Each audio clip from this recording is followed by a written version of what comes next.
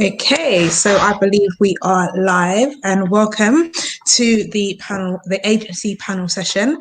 I'm going to be your host for this section. My name is Ganiat Amafidon. I'm an event manager, an event producer, and I run Miss Nigeria UK, which has been running since 2014. So that's something I started doing for two reasons: my love for events and my love for my country. Being a Nigerian, being a Nigerian born and raised in the UK does come with its difficulties. So I wanted to find a way that I could mix what I love with who I am, and that's where I started that. So in this section, I'm going to be speaking to three amazing people who all work/run agencies, and we're just going to get a better idea of what it means to what an event agency really is and what it does. I know in my time, I've been in the event industry for just over 10 years. So started off at uni volunteering. I've worked for agencies before and hospitality agencies, and also kind of when you're looking for work, what kind of places and who you need to look for. So I'm gonna just go around the screen from my left or right. I don't know my left and right, guys. But I'm going to introduce Miriam Sigler, who's going to introduce herself. She's got 20 years experience in the industry, so I'm definitely sure you're going to be able to get some insight from her. So Miriam, if you'd like to introduce yourself. So hi, I'm Miriam Sigler. I run a freelance operations company or an outsourced operations company for exhibitions. So trade shows, consumer shows, indoor and outdoor. We do a few outdoor events now.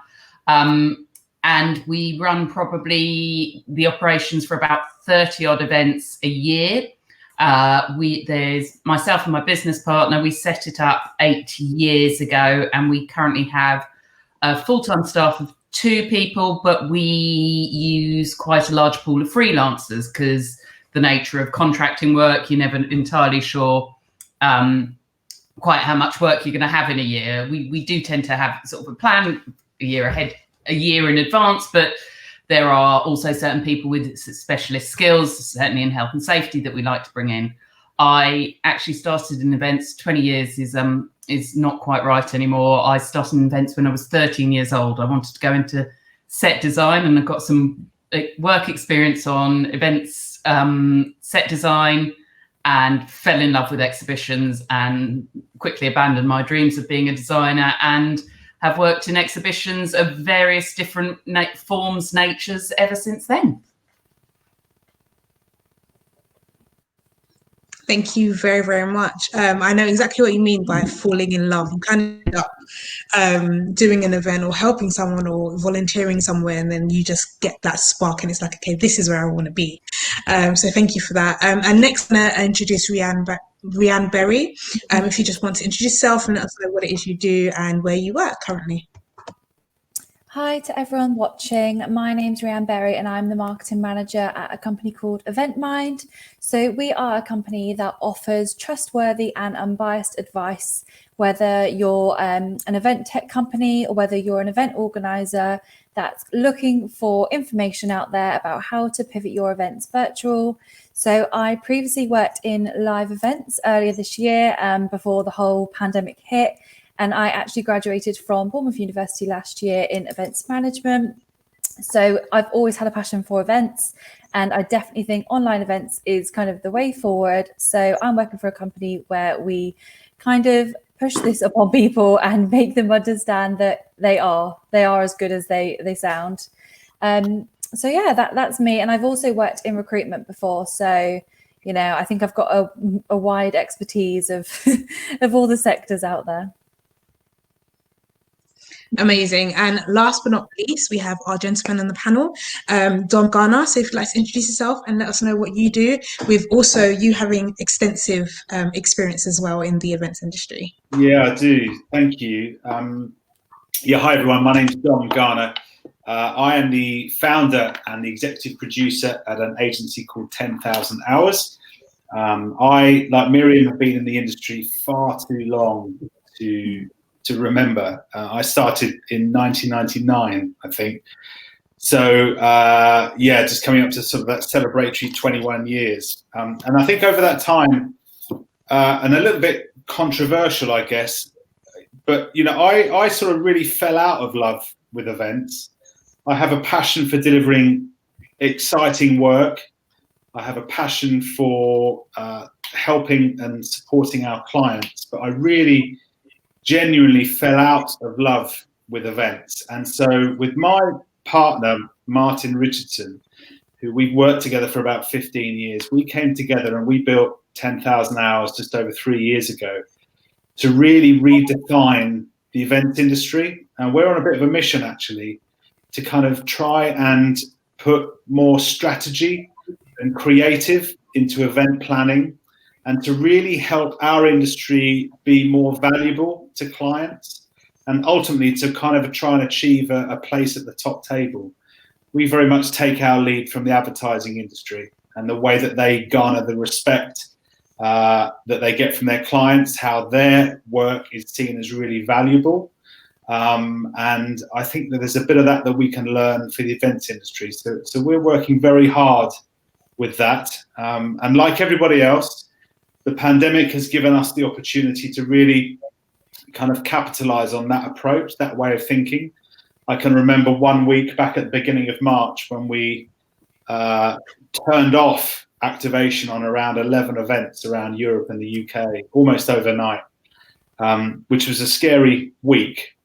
But actually the conversations that we have with our clients, the relationships that we've had with them since, has kept us really busy over the last 9 months or so. And so there's an element of real confidence in our approach now. So yeah, that's who I am. That's the business. Thank you very much for that. I think that's a really important conversation, because for those of us that are in the events industry, we do know that right now the government haven't really been speaking about what we do and who we are and how important our roles are within all areas of business. I think every company has an events space, every company has an event organizer, every company attends some sort of an event or another, and also people are daily attending events and planning and producing. So I think it's such an important conversation to have now. We have a lot of students who are watching and who are obviously interested in what are the next steps. And I think being in the events industry is actually one of the most creative ones you can be in, because it can be so diverse. So it's great to hear, Dom, that you are being able to pivot over into new space that is allowing your clients to then really still utilize you, which is really, really important. So we have some comments in the Q&A. We don't have a lot of time. I'm going to read some of the comments, and I know we have a question. And if we have some time, or if there's no more questions, I'll add my own kind of to the end. But as we have some comments, I'm going to read. And Lisa says, I love 10,000 Hours, such a great initiative. I've seen this in a collaboration with festivals, but Dom, is this something you also offer corporate events if people want to give back to a community? So that's for you, Dom. It's a great question. We work exclusively in the corporate space, or business to business. That's where we are. That's where our clients are. The approach that we take, that kind of strategic approach that we take, is really important. Yeah, it's about in a really polite way. You really show your value if you can challenge a client with what they're looking to achieve in a really polite way. Okay, if you can have that conversation with the client that says, yeah, I get what you're looking to try and achieve, but is there another way that we could do this, or is there something better that we could do? Then that really shows your value. But what's important there is understanding what the objectives are. Now, those objectives don't always have to be financial objectives. They're the easy ones to measure, right? You can have a sales director that says, I want to double our sales in 3 years. Okay, that's great. Yeah, we'll help you get there.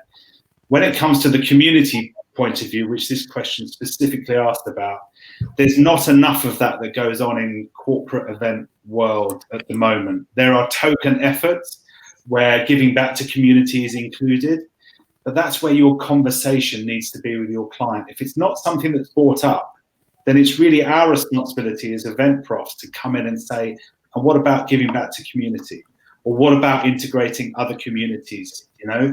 So yeah, for me, if there's one piece of advice that I can offer to everybody watching, is hone the art of being able to have open and transparent and valuable conversations with clients. And when you get to that level, then you are able to really shape the course for whichever course you want to take.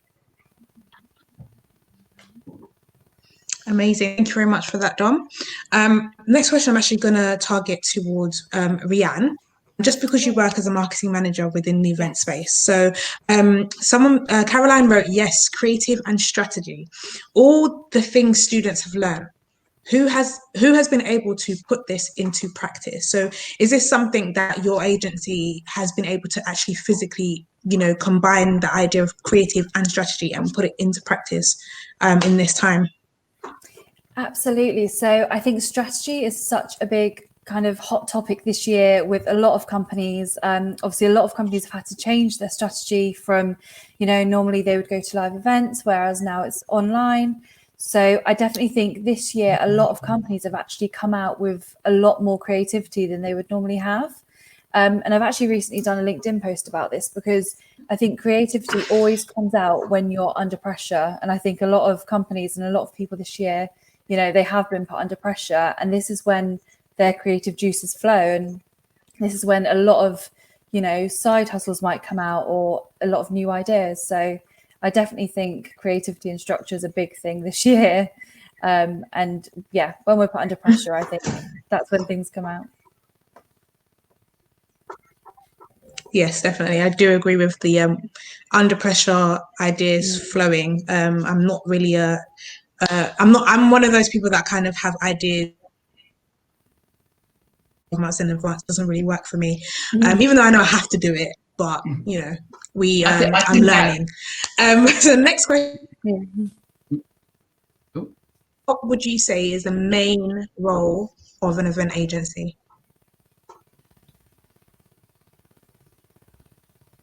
Oh no, Miriam? Sorry, you froze there. Can you repeat the question? Sorry, you froze. Okay, so I'll repeat that's fine. I'll repeat the question. It says, Benedicta said, what would you say is the main role of an event agency? So we, a bit like Dom says, we sort of challenge an awful lot of what we're being asked to do. Why do you want to do it? What's your objectives, and how can we help you achieve that? I think we're bringing to the table some expertise that they don't have. So we work with both established exhibition organisers who have been doing it for years, and we work with an awful lot of smaller launch or companies that have never run an exhibition before. So we bring a set of expertise that would be very expensive for them to have in-house, and also wouldn't have the depth of experience that we have. So we come to the table with all of that and help them realise what it is they're trying to achieve.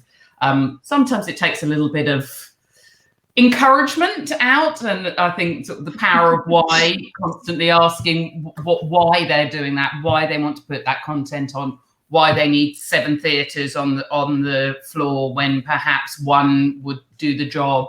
Those are what we bring to the table. I think it comes out as you're challenging their what they see versus possible, and I think that's very important within the events industry. A lot of people say they want this, but then you have to kind of bring them back to reality and say, yeah, that's great, but I think it's more a case of so I think that's really important to have that.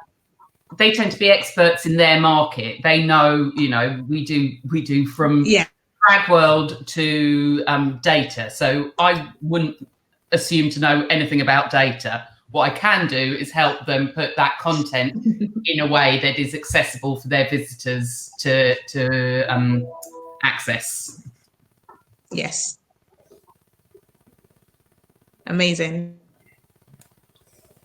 And from Grace, and anyone can, kind of chime in where they feel they can answer. And she said, what would you say is the biggest mistake events make pre, during, and post event? It's a very loaded question there. I think a big thing for anyone feel free to answer. I think a big thing for pre-event is knowing your audience like the back of your hand. I think it's so easy when you're planning an event, because I used to work in live events, to be so focused on, you know, getting the content out there and trying to work out what your strategy of your event is, but you always need to keep focused on the audience and what they want, I think is a big tip for me. Dom, do you have anything to add? Yeah, just an interesting observation. I think it's quite typical to hear about people talk about pre-event and post, but I think we've got to stop thinking in linear terms like this. You know, if we continue to just satisfy our clients who say, "Oh, we're going to have an event in May," and think of it as an isolated occurrence that's not necessarily connected to the rest of their marketing activity or the rest of their internal communications activity, then all we are going to be doing as an industry is satisfying the execution of an event in April. What we need to start doing is not think just about pre-event and post. We need to be thinking about all 12 months and how the impact of what we're doing as an agency supporting the delivery of this event is going to ensure then that the 250 people that we engaged in April are going to come back the next month, and then the following month, and then the following month. And as an agency then, if we start to crack that nut, really think of the value that we're offering that client. So it shouldn't just be about the few weeks before and then the event and the few weeks after. Let's think of it wholesale. I think sort of following on from what Dom was saying, when I first started, everyone was talking about events being 360 and how can we make the website with continuous content. I think actually one of the good things that's come out of the pandemic is people are much more thinking about how to keep the audiences there.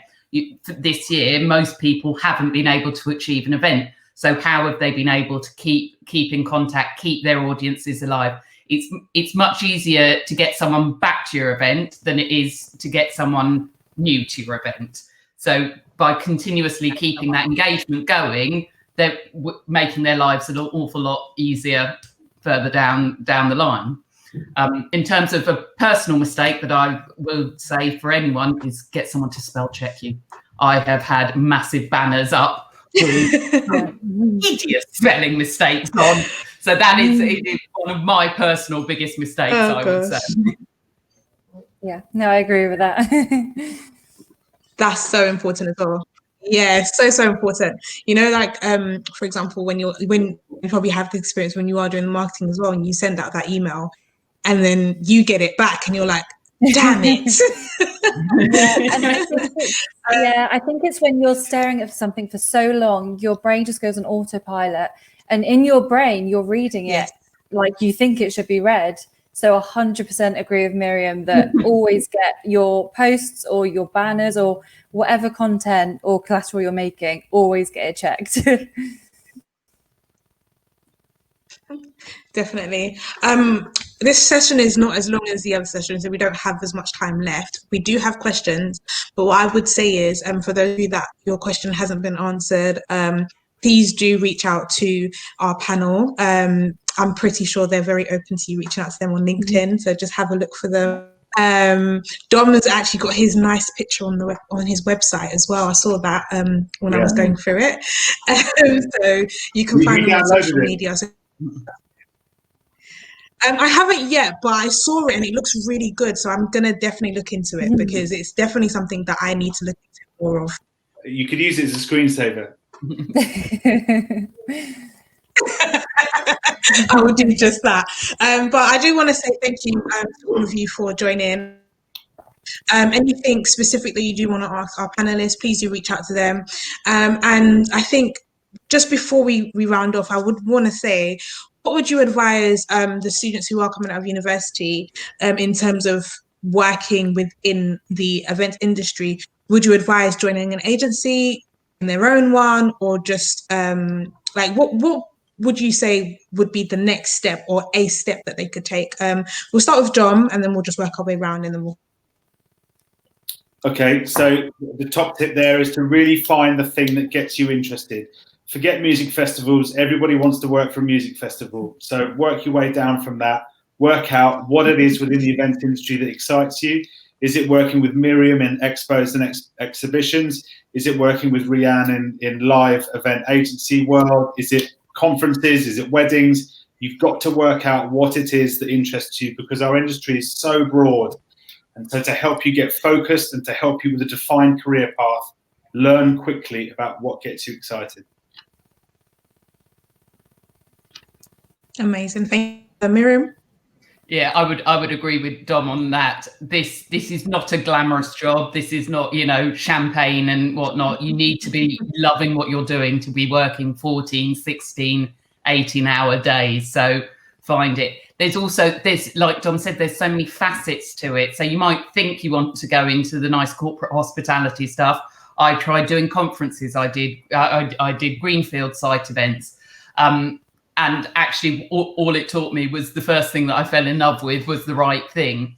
The other thing is experience. I know we've been talking about it loads and loads and loads on here, but get experience. I really, really hate people asking you to volunteer for free. I think it's not, people have bills to pay, whatnot, but there's you can join temp agencies, you know, there's always staff needed that way. Join security. Some of my best safety managers started out as security guards. There's lots of different routes in, I think, and getting as much experience. You know, when I look at a CV, the first thing I look at is what experience they've had, be it organising your brother's wedding or working in security or working behind a bar. I think is one of the most important pieces of experience you can ever have in events, because you have had to deal with customers who are rude to you, people who are drunk and not wanting to listen, and having to do that customer service. And there are very few elements of this job that doesn't involve having a good customer service and having that face that can deal with trouble. Amazing. Unfortunately, we are running over and I don't want to get in trouble with the team. So we're going to end it there. But again, we do have a session. The next session will be the break, but then that will be the speed networking. So if you are watching, you do see any of these people there in the speed networking, do make sure to get in contact with them. But I want to say thank you very much to the panel for joining me, for giving me a very snapshot preview into the lives of the that you work for and work with, and thank you so much for giving us your advice. It's been definitely helpful to me, and I'm sure it would have been helpful to those who are watching. So thank you. You're welcome. Thank you. Thank you.